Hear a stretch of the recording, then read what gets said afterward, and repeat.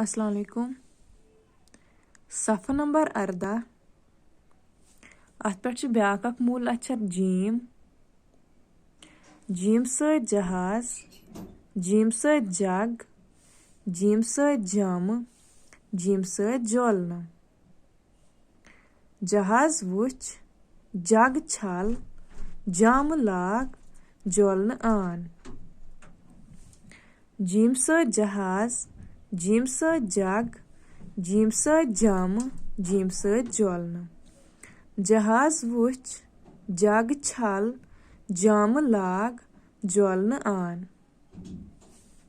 Gym, gym से जहाज, gym से जग, जीम से जाम, जीम से जोलना।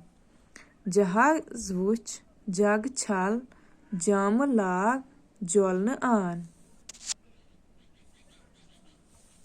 जहाज, जहाज जहाजस वनान। अक्सर आसो तह यह टीवीस मज वुचमुत, किताबन पे वुचमुत।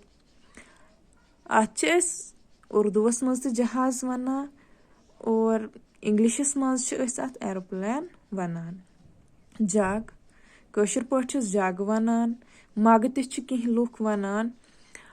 उर्दू में इसको जग भी कहते हैं और सुराही भी कहते हैं और इंग्लिश में भी इसको जग ही कहते हैं।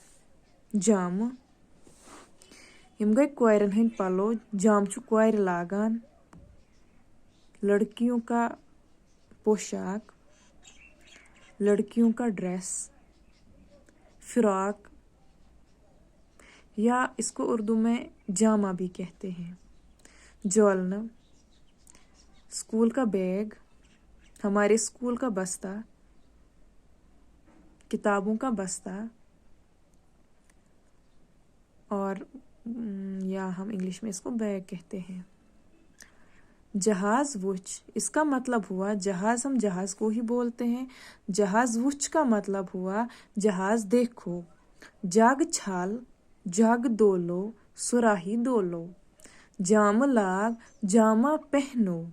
जोलन आन, स्कूल का बस्ता लाओ, किताबों का बस्ता लाओ।